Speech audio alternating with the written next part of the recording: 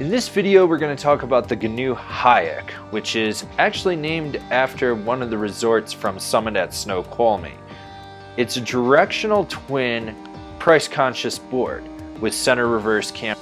It's one of those boards that's for someone that's progressing, someone that wants a board that's easy to engage, but still fun and floaty and playful. Something that has a little bit of rebound to it, but not a lot. You know, someone that's challenging themselves as a rider, just learning, you know, maybe hitting their first big side hit or 20-foot jump, their first down rail, laying their first big trench of a carve. That's who the Hyak is actually designed for. This board features Mervin's BTX camber profile, which is the original banana technology, a full center reverse camber with magnet traction to it, so you have added contact points.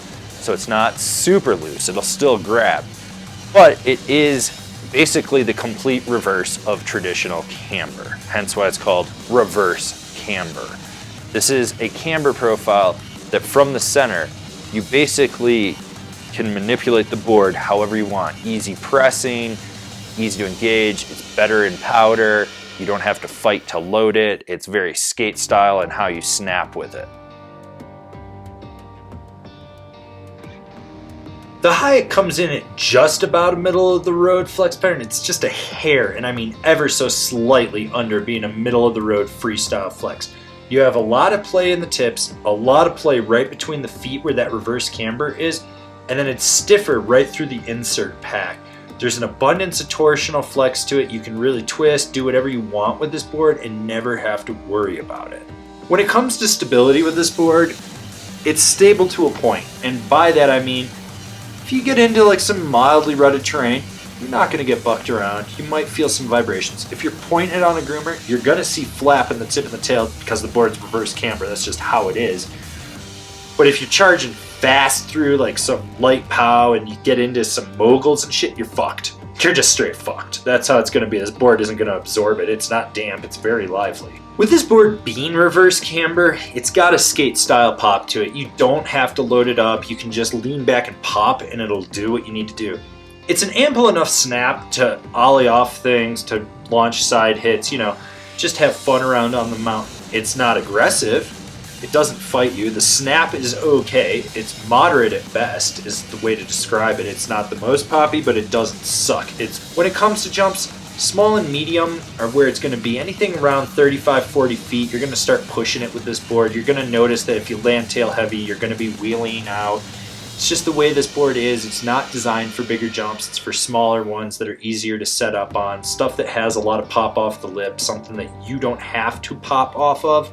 This is a board for someone that isn't strong with buttering or jibbing and wants to progress, but doesn't know how and doesn't have the fundamental knowledge to understand that you actually ride better on a cambered snowboard. If you can press a cambered snowboard, reverse camber becomes easy. This is like, it's a slight cheater. It's just easier to engage. This board is for someone that would drive an automatic car and will never drive stick. I will say this about the Hyak. When I tried to get it to buckle through an aggressive carve, it didn't, which is surprising because it's not quite a middle of the road flex and it's definitely one step above a limp noodle. It didn't wash out. It actually locked in and engaged. You can feel the magnet traction work. You can turn with it. This is a board that's better for short, tight, quick turns or long drawn out carves. I wouldn't Euro carve on it, but you can if you need to.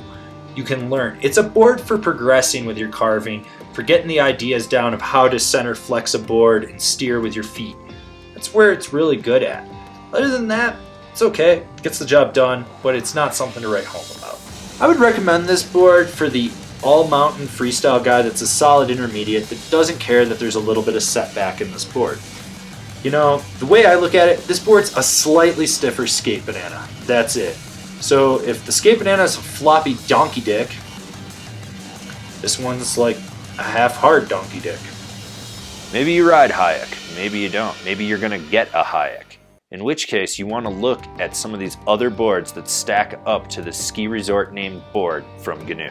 The Flow Era, the Arbor Westmark Rocker, the Dinosaurs Will Die Larson, the Ride Machete, the Rome Gangplank, the Live to Ride impression. All right, so now you've decided what snowboard you're going to get, and you're going to decide where you're going to buy it. If you're shopping local, awesome. Slap your local shop guys a high five and tell them they're killing it. But for those of you that are buying online, why don't you shop from one of the links we have down below? That way you support us and you get a deal on your snowboard. Don't forget to subscribe to our channel. That way you can see all the relevant or irrelevant snowboarding content that we're putting out for you guys. So smash that bell down below. That way you're getting a notification.